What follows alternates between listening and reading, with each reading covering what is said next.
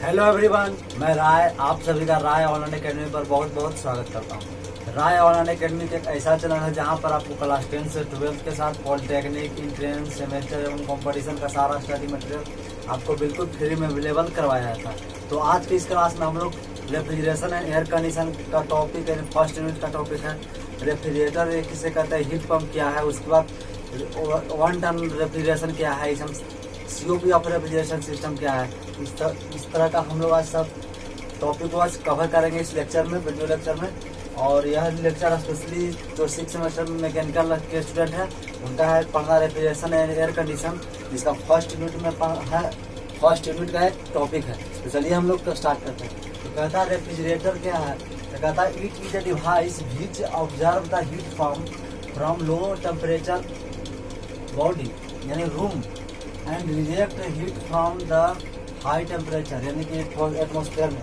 इसका heat pump को भी देखने के बाद it is a device which observe the heat from low body temperature and transfer heat to the high temperature. यानी कहता है कि हीट रेफ्रिजरेटर और हीट पंप एक समझिए। जैसे रेफ्रिजरेटर का यूज कब करेंगे, यानी ठंडा को बनाने के लिए, रूम को ठंडा करने के लिए, यानी गर्मी में हम लोग रेफ्रिजरेटर का यूज करेंगे।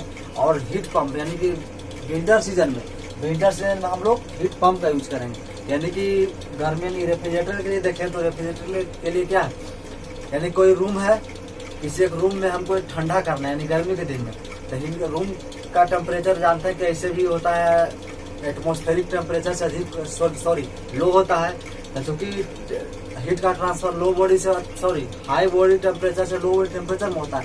लेकिन हमको रूम का टेम्परेचर को कम करना है, यानी टेम्परेचर कम करके उसको ट्रांसफर करना कहाँ, एटमॉस्फेयर में। तो चूंकि हो नहीं पाएगा जनरली, चूंकि हीट का ट्रांसफर कहाँ से होता है, यानी हायर लेवल से होता है लोअर लेवल टेम्परेचर के बीच। लेकिन लो टेम्परेचर से हमको हाई टेम्परेचर में भेजना है, तो इसके लिए हमको एक एक्स्ट्रा वर्क करना पड़ेगा। यानी एक्स्ट्रा वर्क करने के लिए करते हैं उस रेफ्रिजरेटर यूज करके डिवाइस है, जिसको रेफ्रिजरेटर का यूज करके हम लोग इसके वर्क के द्वारा यानी कि हीट का रिमूव करते हैं एटमॉस्फेयर में। यानी कि लो बॉडी टेम्परेचर को हीट है उसको रिमूव करते हैं कहाँ, एटमॉस्फेयर में टेम्परेचर। उसी प्रकार देखिए आपका हीट पंप हुआ, हीट पंप में हम लोग कहाँ जाड़ा में यूज करते हैं। जाड़ा में आपको देखते होंगे कि एटमॉस्फेयर का टेम्परेचर कितना, जनरली एटमॉस्फेयर का टेम्परेचर रूम के टेम्परेचर से अच्छी होता है, यानी कि कम होता है।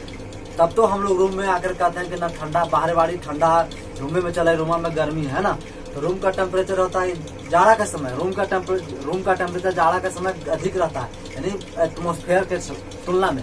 तो हम लोग इसमें क्या करते हैं, एटमॉस्फेयर से यानी कि क्या करते हैं, देखिए कहता है एटमॉस्फेयर को हीट कर रिमूव करते हैं, यानी एटमॉस्फेयर से हीट को ऑब्जर्व करके यानी कि रूम के टेम्परेचर को मेंटेन करते हैं।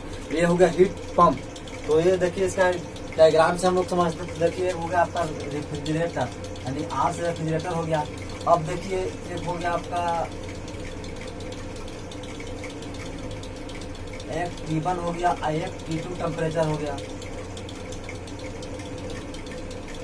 ये हो गया आपका कोल्ड बॉडी,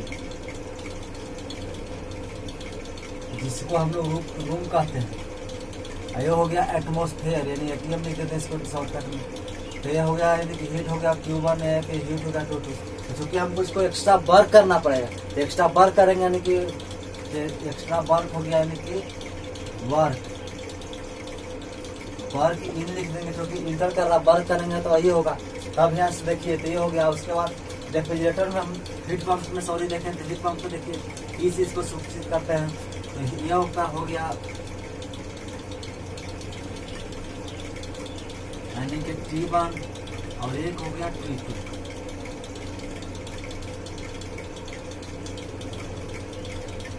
अब देखिए हमको चूंकि हमको डिजायर प्रेशर क्या चाहिए, हमको रूम को ठंडा करना है, तो हमको आउटपुट यहाँ से मिलेगा, आउटपुट ये रखना ध्यान में। उसी प्रकार का हमको Q1 को करना है, तो यहाँ से आउटपुट मिलेगा, आउटपुट यहाँ से मिलेगा। ये हो जाएगा आपका Q इन, ये हो जाएगा Q2। इस पर भी वर्क करना पड़ेगा, यानी कि वर्क आर इन। अब देखिए यहाँ हम लोग जानते हैं कि टोटल एनर्जी जितना, यानी कि जितना एनर्जी को इन किया उतना जो एक्स्ट्रा एनर्जी निकला, ये इक्वल होता है। यानी कि पढ़े ना एनर्जी का कंजर्वेशन। तो हो गया आपका, देखिए एनर्जी कितना इन कर रहा है, देखिए एक इन कर रहा है, यानी कि निकल रहा है यहाँ से देखिए रेफ्रिजरेटर में इन कर रहा है, वर्क इन कर रहा है, साथ ही Q2 इन कर रहा है। यानी कि यहाँ लिखेंगे जितना एनर्जी इन कर रहा है, यानी कि यहाँ देखिए work plus Q2 equal to Q1 हम लोग लिख सकते हैं। क्योंकि यहाँ देखिए क्या हो रहा है हम लोग का, यानी कि वर्क इन कर रहा है, साथ ही Q2 इन कर रहा है।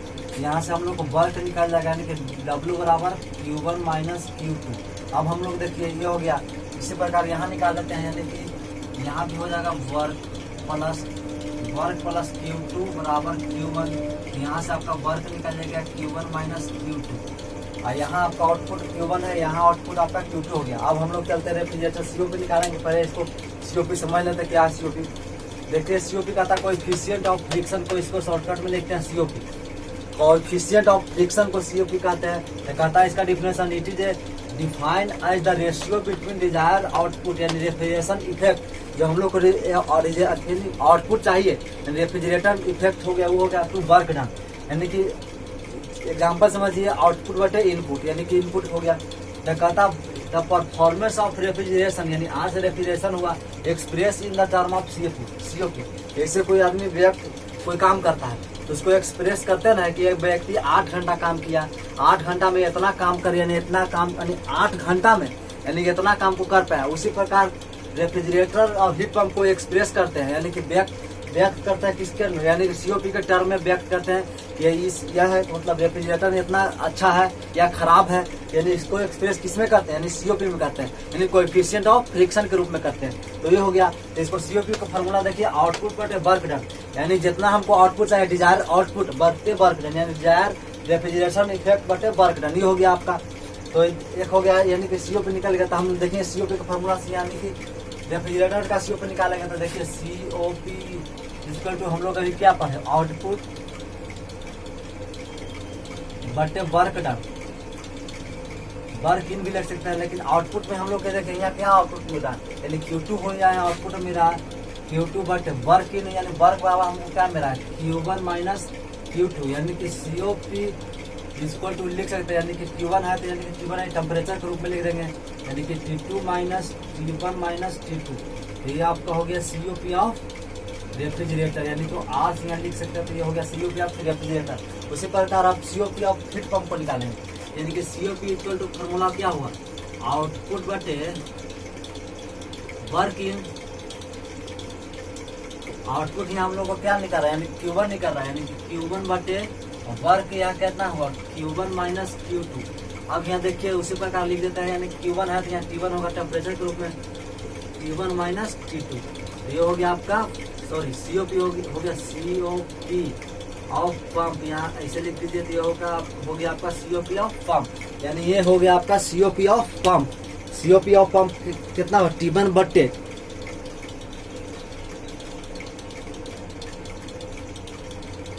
यानी COP ऑफ रेफ्रिजरेटर को आ गया कितना T2 बटे T1 माइनस T2। उसी प्रकार COP ऑफ हीट पंप का आ गया T1 बटे T1 माइनस T2। ये हो गया हीट पंप का निकल गया। अब इसको एक डिफिनेशन है, unit of refrigeration system. Refrigeration या इश्यू कहते हैं 1 टन ऑफ रेफ्रिजरेशन, यानी 1 टन के मतलब 1000 kg, यानी कहता है यूनिट ऑफ रेफ्रिजरेशन या 1 टन ऑफ रेफ्रिजरेशन। इसका डिफिनेशन देखिए क्या कहता है कि it is defined as the amount of heat removed from 1 ton, यानी 1 टन, यानी 1 टन प्योर वाटर, यानी कि 1 टन यानी कि 1000 kg वाटर में हीट को रिमूव करना है, सप्लाई टू 0 डिग्री, यानी 0 डिग्री से उसके क्या वाटर को क्या बना देना, आइस बना देना, यानी बर्फ को, यानी पानी को आइस बना कन्वर्ट कर देना आइस के रूप में। तो कहता है इन बिटवीन 24 यानी 24 घंटे में आप, यानी कि 24 घंटा में 1000 kg वाटर को, यानी कि क्या हीट उसको रिमूव करने में जो एनर्जी का कंजर्वेशन होता है उसे हीट ऑफ रेफ्रिजरेशन कहते हैं। तो कहता है कि it is defined as the amount of heat remove from 1 ton of pure water, यानी 1000 kg वाटर में सप्लाई करेंगे 0 डिग्री टेम्परेचर से आइस के फॉर्म में 0 डिग्री बदलने पर विथिन 24 घंटा, यानी 24 घंटा में बदलने पर। तो देखिए हम लोग जानते हैं latent heat of water from ice, यानी वाटर को आइस बदलने के रूप में, यानी जब आइस बदल जाता है तो उसका लेटेंट हीट कितना होता है, यानी कि 5 किलो जूल पर केजी होता है, हम लोग जानते हैं। इसको जनरली हम लोग पॉइंट को हटा कर 335 लिख सकते हैं, यानी 335 किलो जूल पर केजी हो गया। ये आपका 335 किलो पर KG latent heat of ice का हो गया। अब हम लोग देखिए तो 1 टन ऑफ रेफ्रिजरेशन कहता है कि 1 टन ऑफ रेफ्रिजरेशन यानी कि 1 टन में कितना केजी, यानी 1000 केजी। तो यहाँ लिख दीजिए आपका 1000 हो गया, 1000 केजी हो गया। उसके बाद लेटेंट हीट ऑफ आइस हो गया, बट कितने घंटा में, तो 24 आवर्स में, यानी 24 आवर लिख दीजिएगा। उसके बाद अब देखिए 1000 गुने यानी 1000 किसमें, 1000 केजी, 1000 गुने 365 किलो जूल पर नीचे केजी में हम लोग केजी नीचे लिख देते हैं, यानी केजी हो गया, यानी कि 335 किलो जूल पर केजी हो गया। बटे में नीचे यानी 24 आवर यानी 24 घंटे में। तब हमको देखिए यानी कि ऊपर केजी भी है, नीचे भी केजी से कट, यानी केजी से केजी कैंसिल हो गया। तब हमको निकल के गुना भाग कर निकल गया, कितना हो गया, एक यानी कि 13,958.34 किलो जूल पर आवर। चूंकि यहाँ नीचे बच गया आवर केवल, यानी केजी से केजी कट गया तो बच गया किलो जूल पर आवर।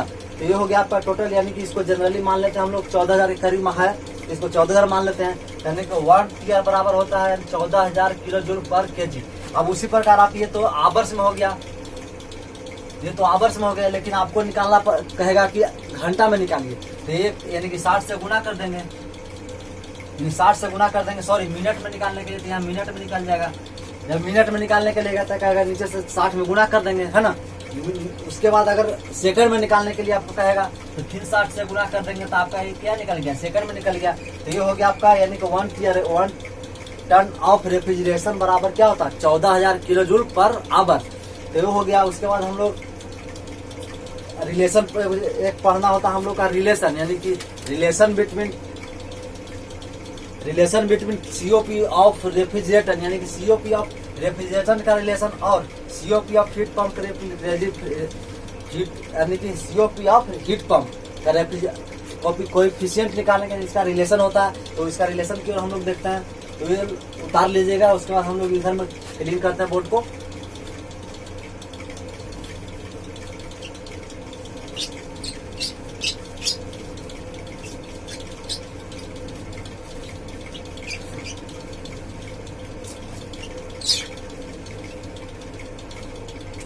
एक क्वेश्चन आपका आता है, रिलेशन बिटवीन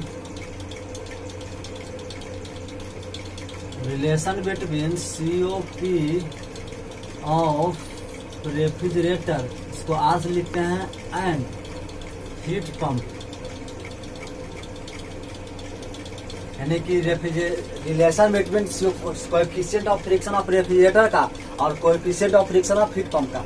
तो हम लोग रेफ्रिजरेटर नाउ यानी कि कितना निकालेंगे, रेफ्रिजरेशन ऑफ हीट पंप का कितना, sorry coefficient of friction refrigerator का कितना निकाले, यानी कि 4 COP ऑफ रेफ्रिजरेटर, यानी कि इसको निकालें COP इक्वल टू R लिख सकते हैं, संकेत कर दीजिएगा, बराबर हम लोग क्या निकालेंगे, यहाँ देखिए T2 बटे T1 माइनस T2, यानी कि T2 बटे T1 माइनस T2 हो गया, यानी कि एक आपका refrigeration of coefficient of friction refrigeration का निकला, इसको इक्वेशन हम लोग 1 मानते हैं। उसी प्रकार 4 अब हीट पंप के लिए निकालेंगे, हीट पंप के COP ऑफ P लिखेंगे, यानी कि बराबर यहाँ क्या निकाल के हम लोग लाए, T1 बटे T1 माइनस T2। तो यहाँ आप निकाल लीजिएगा T1 माइनस T2। तो ये हो गया आपका COP ऑफ पंप का, यानी इक्वेशन 2। अब इक्वेशन 2 में से 1 को घटा देंगे, यानी इक्वेशन 2 में से इक्वेशन 1 को घटा देंगे, यानी इक्वेशन 2 में से इक्वेशन 1 को घटा देंगे, तो हम लोग को निकलेगा यानी इक्वेशन COP, यानी लेफ्ट साइड को घटाएंगे लेफ्ट साइड में, और राइट साइड यानी लेफ्ट साइड में इसको में से घटाएंगे इसको, और इसको में से घटाएंगे इसको, यानी COP of P minus COP of R बराबर, यानी T1 बटे T1 minus T2 minus T1 minus T2, ये हो गया। तब देखिए COP P प्लस माइनस हो गया, माइनस COP बराबर R इक्वल टू, देखिए दोनों जगह एलसीएम सेम है, यानी कि T1 माइनस T2 हो जाएगा। जब दोनों जगह यानी कि एलसीएम लेंगे तो दोनों सेम ही है, तो उसके बाद हम लोग को हो जाएगा T1 माइनस T2। देखिए ऊपर नीचे सेम है तो कट जाएगा, तो यानी कि 1 बच गया। अब यहाँ देखिए COP ऑफ P यानी कि पंप बराबर 1 प्लस COPR, यानी कि रिलेशन हम लोग को बीच में बन गया, एक रिलेशन बन गया। क्या? कोएफिशिएंट ऑफ पंप बराबर होता है कोएफिशिएंट ऑफ पंप में एक इक्वल टू होता है 1 प्लस कोएफिशिएंट ऑफ रेफ्रिजरेटर, यानी कि कोएफिशिएंट ऑफ रेफ्रिजरेशन में हम लोग 1 जोड़ देंगे तो कोएफिशिएंट ऑफ क्या निकलेगा? पंप निकल जाएगा। ये आपका रिलेशन था, VVI था, इसको मान लीजिएगा VVI, क्योंकि एग्जाम में पूछ सकता है भी। तो ये था आपका रेफ्रिजरेशन और हीट पंप, और उसके बाद कोएफिशिएंट ऑफ फ्रिक्शन पढ़े, फिर उसके बाद 1 टर्न ऑफ रेफ्रिजरेशन पढ़े, उसके बाद रिलेशन पढ़े coefficient of friction of refrigeration and coefficient of heat pump. देखिए पढ़ने का ये तरीका है, चाहे हमारे पास ही क्यों न पढ़ने देखिए दुनिया का हर एक मास्टर सेम चीज पढ़ाता है। हमें कोएफिशिएंट ऑफ फ्रिक्शन यानी कि पढ़ा रहा था, ऐसा थोड़ी है ना कि कोई अलग मान लीजिए अच्छा जो टीचर है जो पढ़ाएंगे coefficient of friction equal to 1 minus COP प्राप्त नहीं, वो भी यही पढ़ाएंगे, लेकिन पढ़ाने का तरीका अलग होता है। देखिए पढ़ने और पढ़ाने में एक पॉइंट आप गौर कीजिएगा, कनेक्टिंग पॉइंट होता है, यानी कनेक्टिंग पॉइंट। जैसे हम आप पढ़ा रहे हैं, आप पढ़ रहे हैं हमसे, यानी हमसे और आपके बीच कनेक्टिंग जुड़ना चाहिए, कनेक्शन जुड़ना चाहिए, तो वही आप पढ़ सकते हैं। देखिए इसका सीधा एग्जाम्पल आप समझिए, 10 से 15 साल पहले जब हम लोग छोटे थे, तब हम लोग जब सदा टीवी हम लोग जनरली हम लोग के घर में जनरली मान लीजिए अधिकतर घर में सदा टीवी रहता था। तो जब लोग मैच देखने, तो जब मैच चालू होता था IPL चाहे कुछ भी हो, यानी कि वर्ल्ड कप, तो हम लोग देखते थे तो एंटीना, उस समय एंटीना का यूज होता था। एंटीना यानी चक्का, यानी साइकिल का जो रिम होता ना, उसी में हम लोग तार को जोड़ के और छत के सबसे ऊपर पर बांस गाड़ के कुछ भी गाड़ कर उसमें तार जोड़ कर और कनेक्शन कर देते थे टीवी में, सदा टीवी में। कलर टीवी उस समय का प्रचलन हम लोग के समय में था, लेकिन हम लोग जनरली गाँव देहात में यूज नहीं होता था। तो हो गया जब हवा चलती थी ना, तो कनेक्शन एंटीना हिलने लगता था, तो उसके एंटीना हिलने से क्या होता था कि टीवी में जो फिगर होता था, पिक्चर, वो झिलमिल करने लगता था, जिससे हम लोग को स्पष्ट दिखाई नहीं देता। ठीक उसी प्रकार आपका पढ़ाई भी है, जैसे हम आपको पढ़ा रहे हैं, आप पढ़ रहे हैं, तो हमको आपके बीच कनेक्शन जुड़ना चाहिए। एंटीना, हमारा एंटीना और आपके एंटीना एकदम जुड़ना चाहिए, ताकि आपका बीच में कोई यानी डिस्टर्बेंस ना क्रिएट हो। जब तक आप डिस्टर्बेंस उत्पन्न हो रहा है तो उसको इग्नोर कीजिए, उसके बाद दूर करके उसके बाद मेरे साथ पढ़ाई, यानी कनेक्शन को एकदम हमेशा बनाए रखिए। उसके बाद पढ़िए, यानी कि दुनिया के साथ कोई भी टीचर आपको सेम पढ़ाए। तो ये था आपका रेफ्रिजरेशन एंड एयर कंडीशन का फर्स्ट यूनिट का एक लेक्चर था। तो ये हो गया। तो वीडियो अच्छा लगा तो लाइक शेयर एंड सब्सक्राइब जरूर कर। जय हिंद।